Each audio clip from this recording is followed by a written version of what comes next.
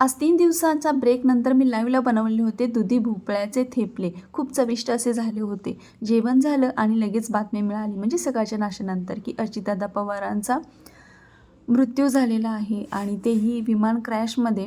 ऐकून खरंच भीती वाटली. जीवन खरंच खूप अनमोल आहे. त्याच्यानंतर मी माझ्या एका मिनी ब्लॉगसाठी शूट केलं, ज्याच्यामध्ये मला स्किन केअर वगैरे दाखवायचं होतं. त्याबद्दल लागणारी कोरफड वगैरे आमच्या इथल्या जवळच्या काकांकडून आणली आणि स्किन केअरचं जे मेन्स आणि वुमन्स दोन्हींसाठी खरं तर उपयोगी आहे असं शूट करून घेतलं. बाळाला बाहेर फिरवत होते, जो बाहेरचा आमचा पोर्च होता तिथं. वॉकरमध्ये चालून फिरण्यापेक्षा ना त्याला वॉकरच्या बाहेर जास्त फिरायला आवडतं. कसं तेही तुम्हाला दाखवते. खरं तर म्हणतात वॉकर वापरू नयेत आणि याची कारणं जी आहेत ना ती मलासुद्धा पटलेली आहेत. आणि आमच्या बाळाला असं चालायला आवडतं. तुम्ही पाहिलंच असेल की तो चेअर घेऊनसुद्धा असं किती फिरत असतो घरामध्ये. आता बाहेर चेअर फिरवणं बरोबर वाटत नाही, म्हणून मी अशा प्रकारे त्याला फिरवत होते.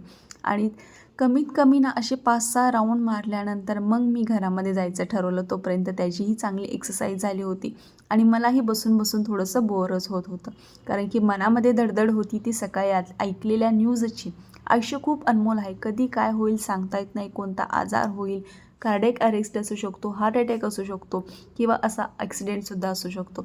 त्यामुळे आपलं जे आयुष्य आहे ना ते हसत खेळत जगायचं.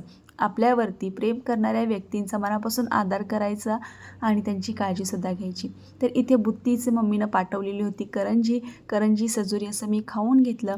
दुपारी आम्ही थेपले खाल्लेले होते आणि संध्याकाळी सॉटेड चिकन बनवलेलं होतं. तर त्याच्यानंतर मी अशा प्रकारे किचन साफ करायला घेतला. दिवसभर माझे व्हिडिओ शूट वगैरे झाल्यानंतर किचनवर कितीही पसारा असला ना तरी तो सगळा पूर्ण क्लीन केल्याशिवाय मला काही झोप येत नाही.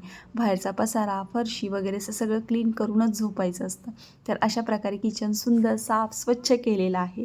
फक्त किचनच नाही तर खालची टाईल्स वगैरे सगळं पुसून घेतलेलं आहे. ज्या ट्रॉलीज वगैरे आहेत त्यासुद्धा मी बाहेरून त्यांना पुसून घेत असते.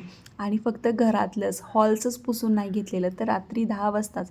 बाहेरचं सकाळचं जमत नाही म्हणून बाहेरचा पोर्चसुद्धा मी पुसून घेऊन स्वच्छ करून ठेवते, जेणेकरून सकाळी मला लाईव्ह स्टार्ट केल्यानंतर बाहेर कचरा वगैरे दिसू नये. तर असं माझं शेड्यूल असतं काहीसं, जे तुमच्याबरोबर शेअर केलं. आयुष्य किती आहे, कसं आहे हे खरंच कधीच कुणाचं आपल्याला समजू शकत नाही. आपलं स्वतःचंही सांगता येत नाही. त्यामुळे आपल्यावर प्रेम करणाऱ्या, आपला आदर करणाऱ्या व्यक्तींचा प्रेम आणि आदर करायचा आणि आपल्याला मत्सर करणाऱ्या व्यक्तींना ना त्यांना त्रास होईल असंच वागायचं, असं मी तरी ठरवलं आहे.